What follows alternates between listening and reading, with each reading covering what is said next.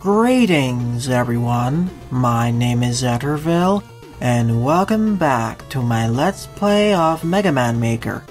During the last part, I covered 6 Virus-made levels, so in this part, I'll be covering at least 4 or 5 more Virus-made levels, starting out with this one, Auto TV by Invisible Boy X13, with 107 plays and a score of 27. As always, if you want one of your levels to be featured in a future part like this one, please leave both the level name and level ID either in the comment section below or direct message me on Twitter. Also, as always, the full disclaimer of this entire LP series is linked in the description below. Also in the description are the timestamps for all the levels I cover in these parts, so if you want to check if your level is covered, expand the description.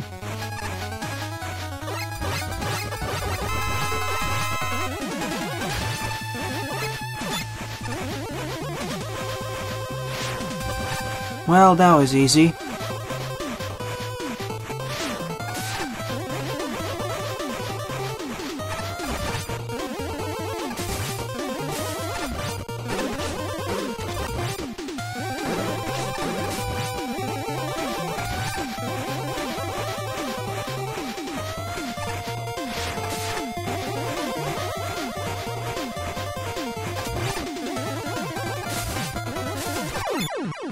The introductory segment reminded me of Tetris, but other than that, this stage was just there. I was hoping it was going to be an advanced auto-playing level, but no. Just a TV screen showing us Tetris.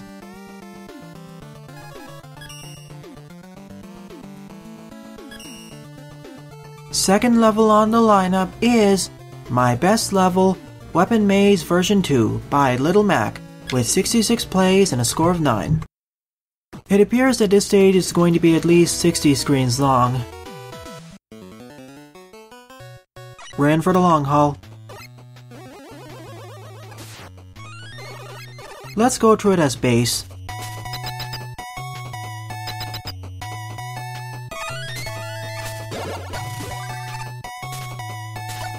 So that's why it's a maze. We have to go through each section individually.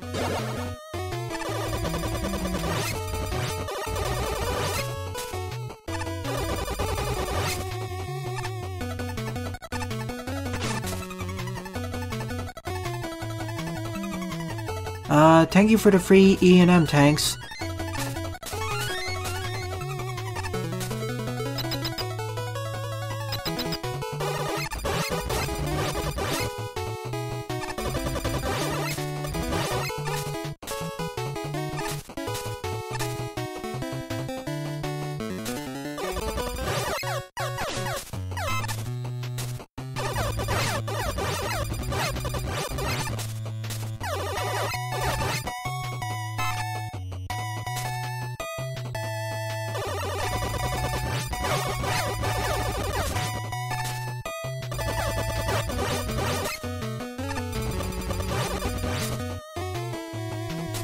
So far, super easy.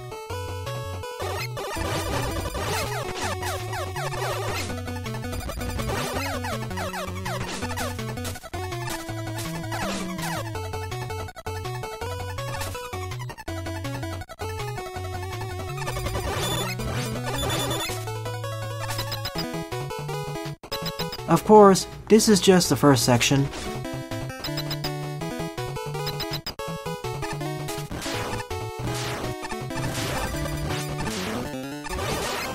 A surprise attacker here.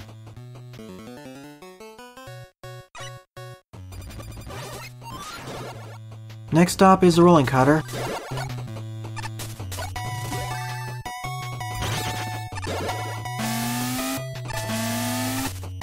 An ice segment.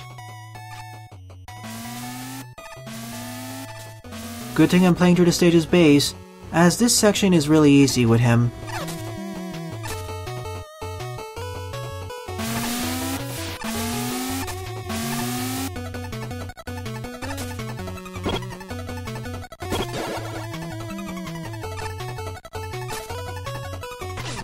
Just bypassing most of the challenges.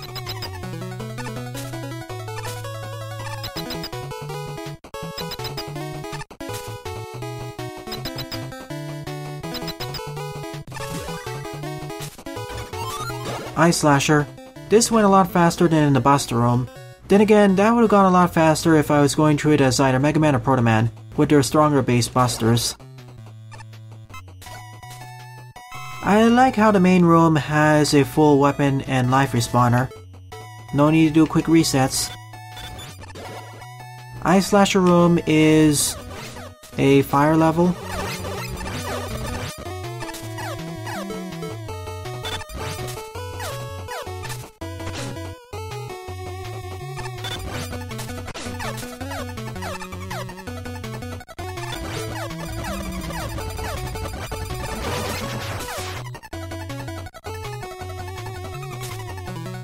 It is a fire level.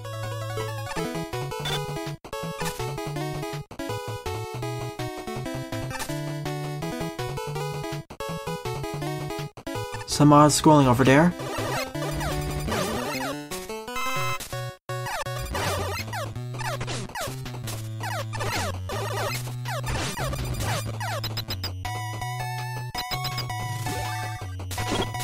Whoops, let's try it again.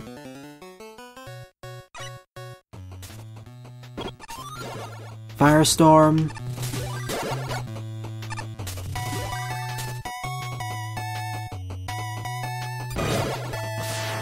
Now a mountain segment. At last I have a good offensive weapon that I can spam.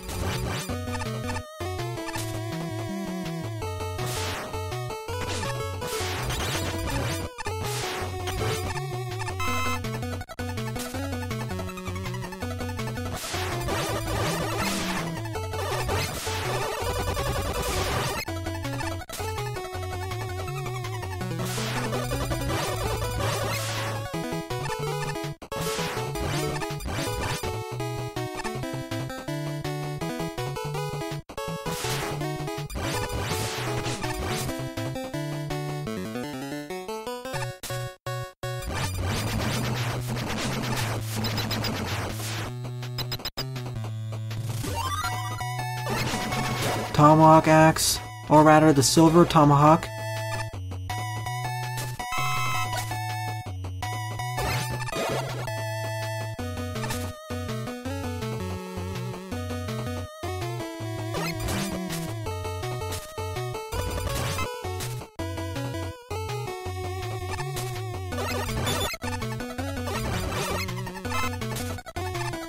Another good spammable weapon.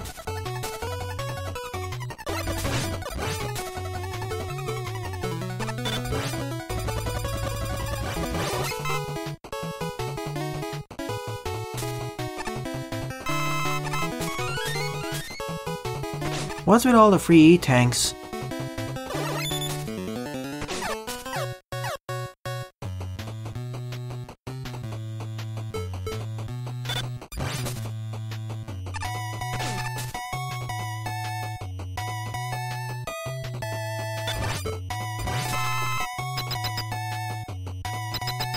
Oil Slider. This stage isn't that difficult in the first place. I was expecting this to be much tougher with the name Maze. I thought this would be more like a Metroidvania level, but this is a lot more straightforward. It feels more like a weapon relay level. Elecman? Looks to be.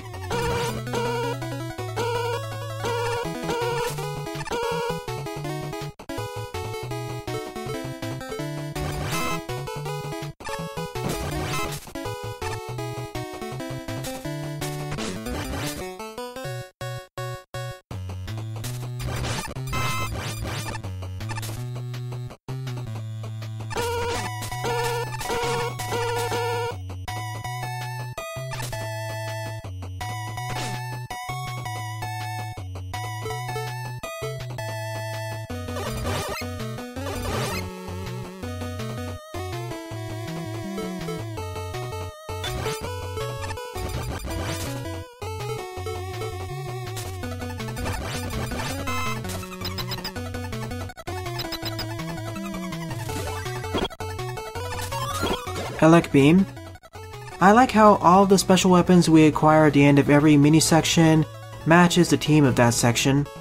like the Elect Beam with the electric section, the Ice Slasher at the end of the ice section, and the Firestorm at the end of the fire section.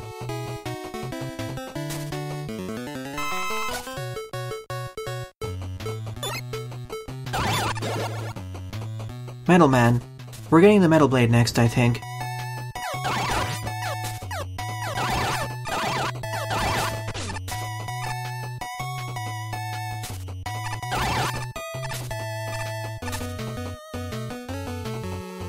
Another free EM tank.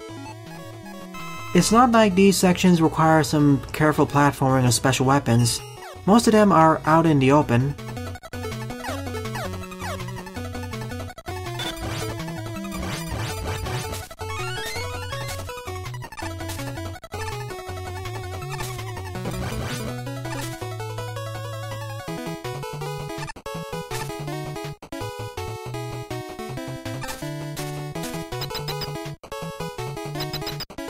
Yep, the Metal Blade.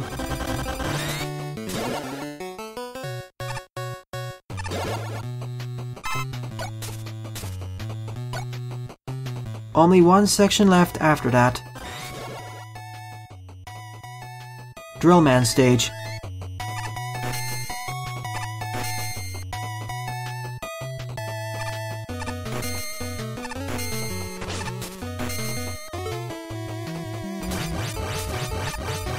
And the rolling drills. Although they did not originate in this stage, they originated in Napalm Man's level.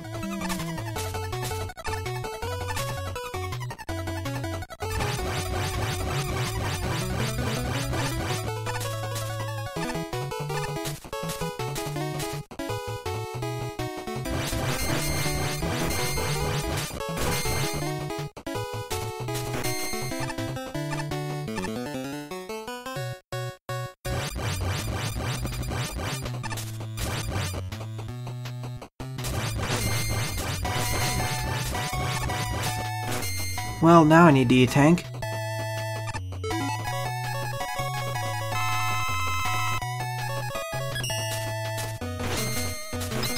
Damage boosting is faster, hence why I'm taking a lot more damage than I would usually do.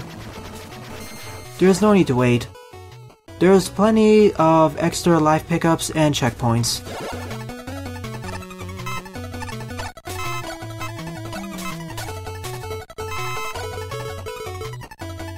All set for the ending. Oh wait, 3 more special weapons. I guess the level designer couldn't fit in all the special weapons in the previous room. Makes sense. Ring Man, so that means the Ring Boomerang.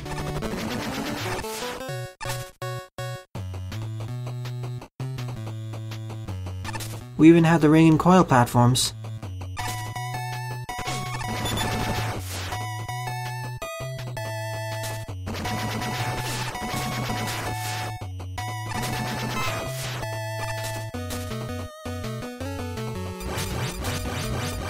As well as the rolling drills.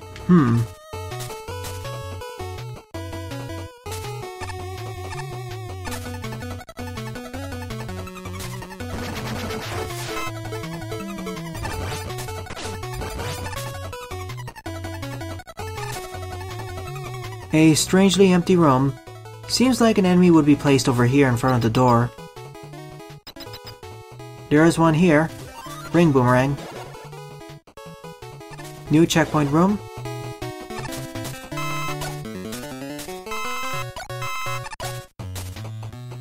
Next up is Hardman's level, so the Hard Knuckle.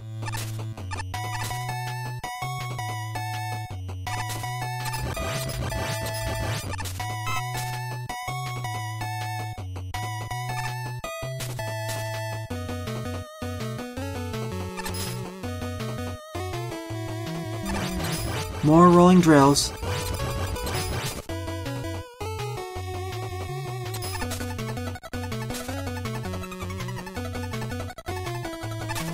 Playing as Bass allows me to skip most of the challenges in these mini sections. If anything, Bass is the easy mode version of this stage, whereas Mega Man and probably Proto Man are the normal mode versions of this stage. Only section of the stage where it's easier to go through it as Mega Man Proto Man is the introductory segment.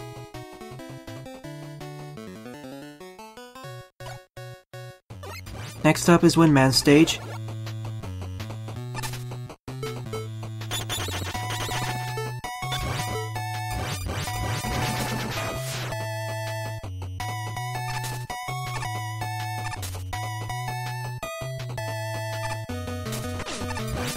I guess this stage was made before Yafus were introduced into the engine.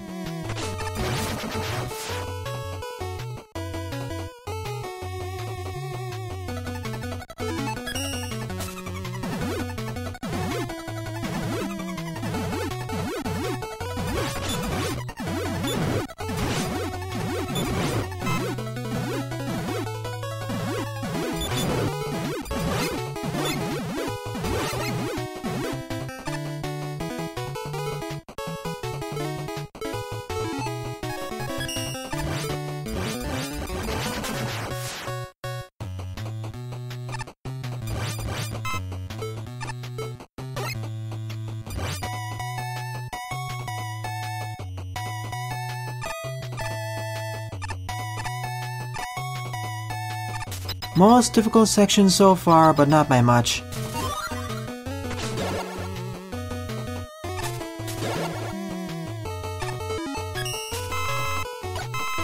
We're concluding the stage now, at least that's what I think. There is only one teleporter left. Several weapon gates corresponding to all the weapons we have in our arsenal, all 10 of them. And they're also nicely done in order. You can just use one special weapon and then swap over to the next by pressing the R trigger, or the R bumper for me. Very nice and very convenient. Many stages don't go to the trouble of doing this. They put the weapon gates in a random order. But here, they're put in order.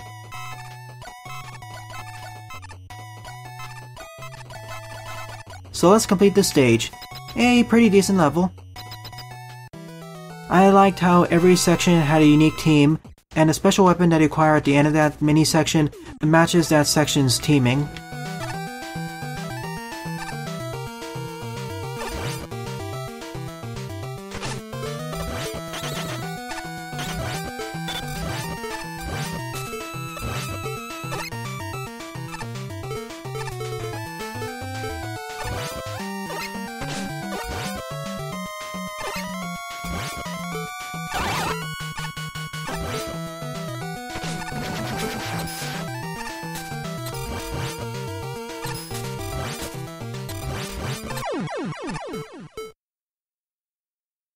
Overall, it was fun to play around with most of the special weapons, although some were definitely more useful than others. Decent work, Little Mac. Third level of the lineup is Final Hazard by Gokuless, with 24 plays and a score of 5. I already know in advance that I'll have to play through the stage twice, as this stage has 2 different primary pathways. So let's see how this goes.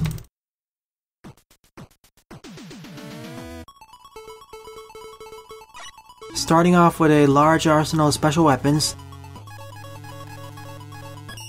Time slow and jet adapter included. That's going to be a fun combination to play around with.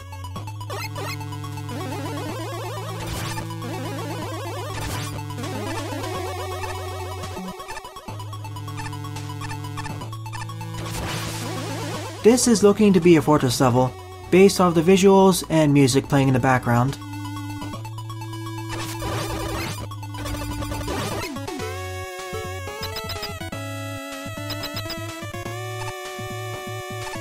Let's take the lower route first, and then during my second playthrough I'll take the right route.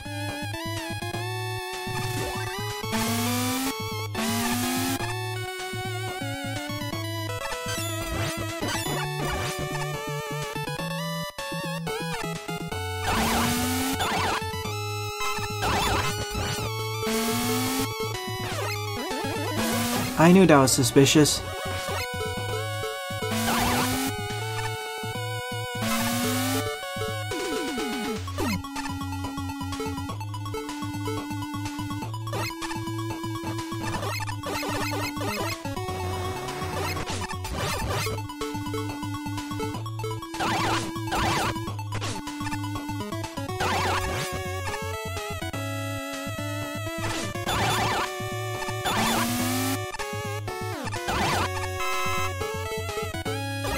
Nice hint.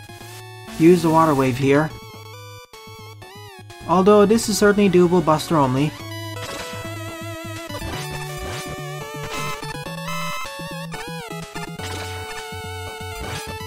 One of these sections I see. With pop-up attackers.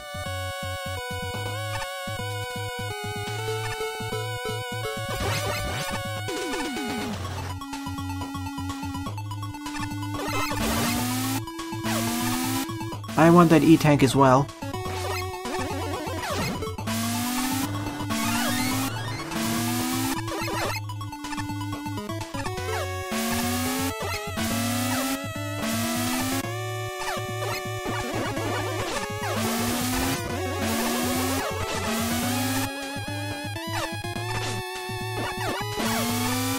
Whoa, engine stuttering.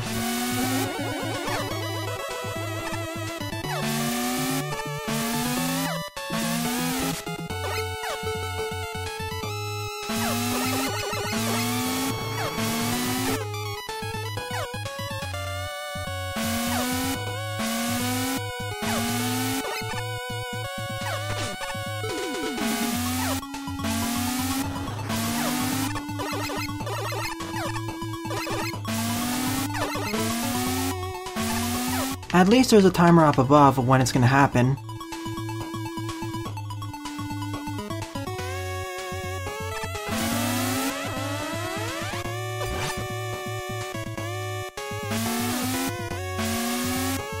A racing section.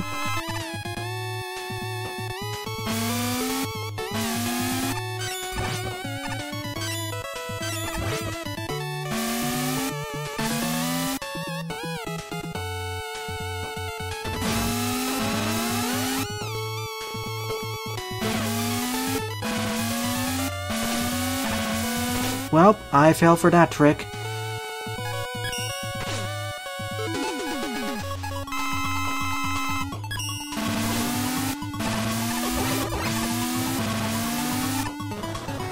I should have waited there.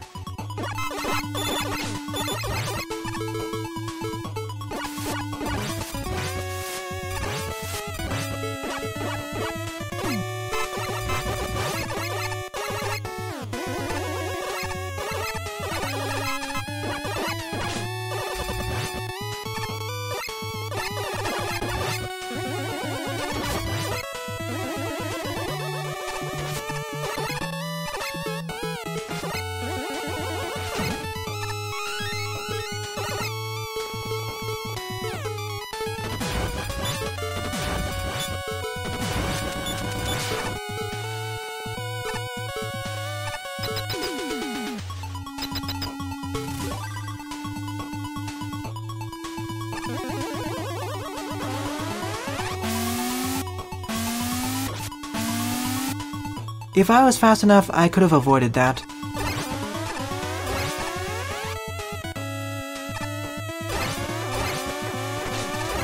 Another racing section. If I took the middle pathway, I would have gotten that Ishiki. At least I get a large life energy.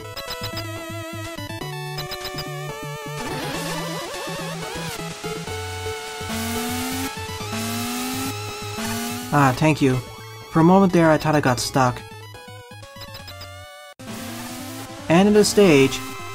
So I guess the other pathway leads to a different boss fight.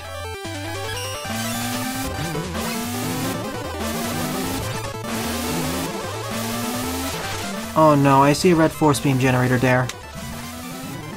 So is there a time limit?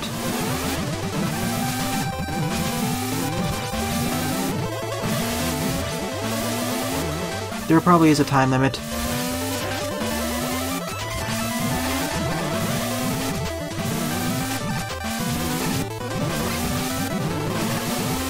Let's try doing this boss fight again the normal way. I can easily tear through Springman using his weakness, but I'd rather not. At least give this boss arena a fair shake. There's a lot happening here.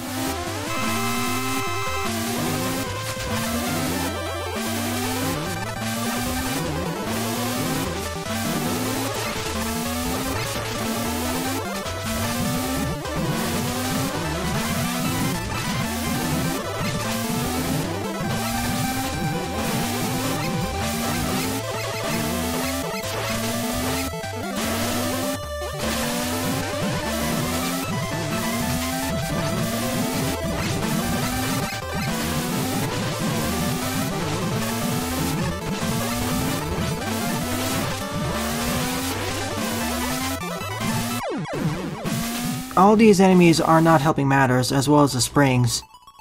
I'll give it one more go using just my buster, then I'll use his weakness, whichever one it is.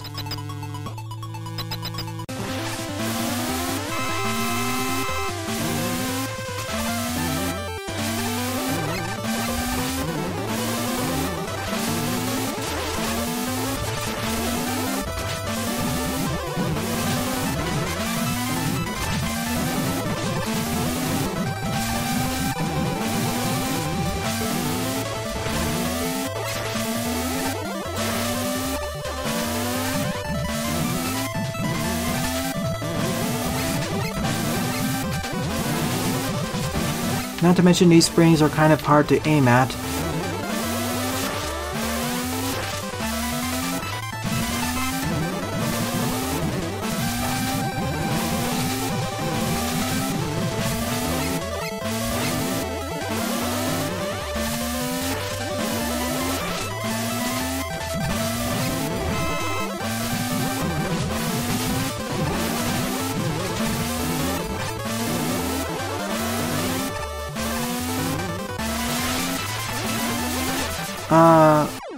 How did that happen?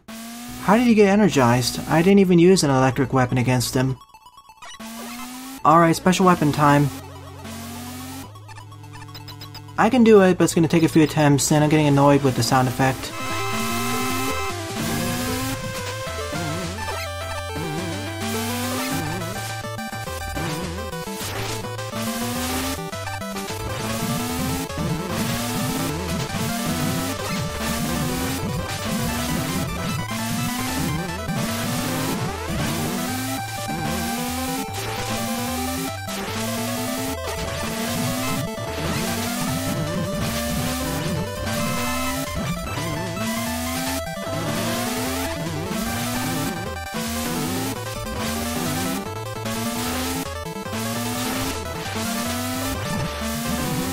Of course, still this boss battle isn't that easy, even with his weakness.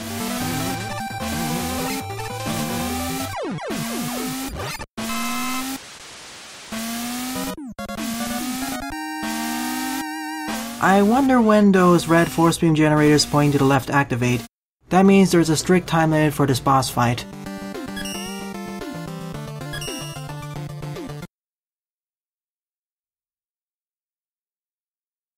Of course, as I mentioned at the start of this level, I'll be covering the other pathway. Overall, this was a fun level, although there's a lot going on. It does fit as a final Wally Fortress level, or a penultimate one. And that boss fight had a lot going on. I think it's doable buster only, but it requires a lot of attention, and swapping over what side of the room you're on. Even with his weakness, he's still no pushover.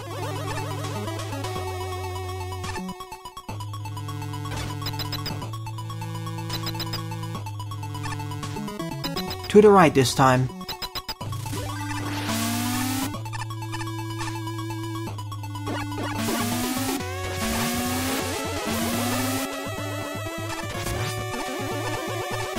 A lot more fans this time.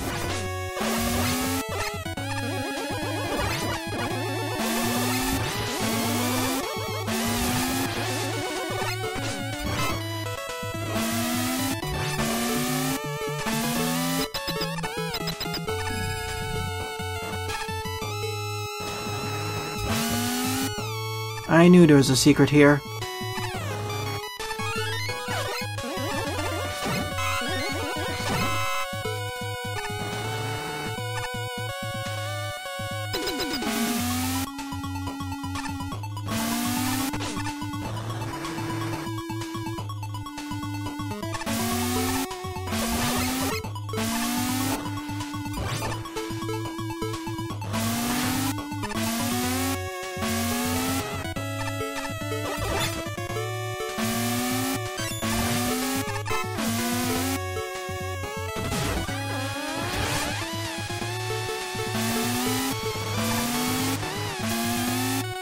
The fans are so strong they can counteract the jet adapter.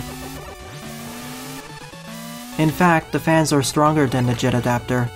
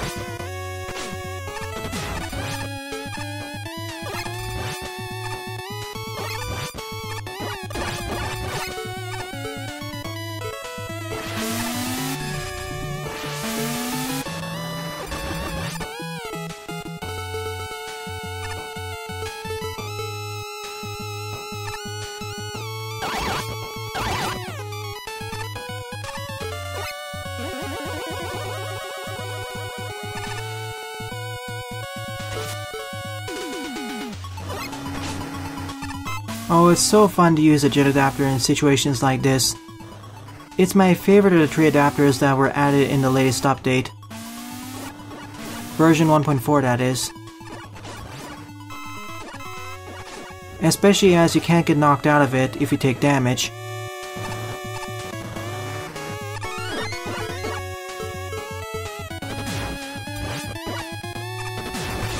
Even then, all of this is perfectly doable buster only, although it's a lot tougher. So this is how the 2 pathways link up with each other. So that ends this stage. Overall, I say that this was my favorite level to part. Nice challenge progression, nice difficulty curve, nice recombination gimmicks and enemies at the end, and the boss arena was unique. It certainly made Springman one of the easier bosses into one of the tougher ones. 4th and final level of the part is Water Tower version 10 updated by MAGMAX, with 22 plays and a score of 6. A pretty short level to end it off with. A rather ominous figure.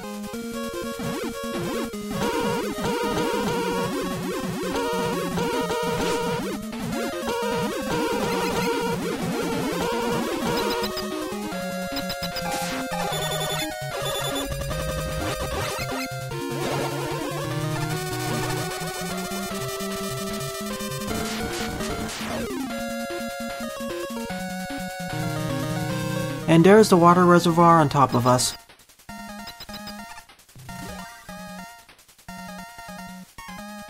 I'm not sliding to the right. It probably leads to an instant death pit, or an invisible spike.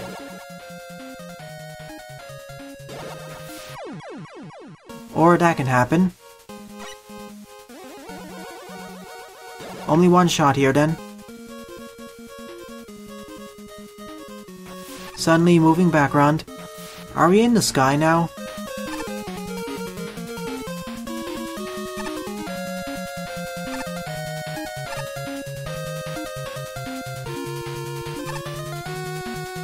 No special weapons for this stage either.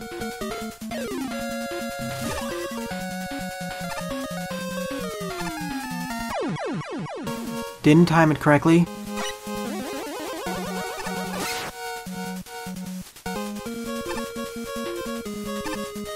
That's tight.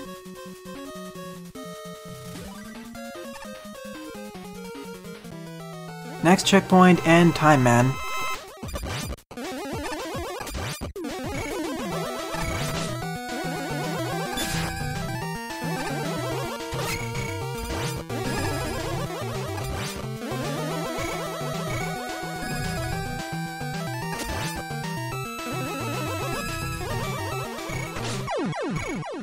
Well, that acts like a bottomless pit then. I was wondering what would happen if I go down there. Would it break the boss fight?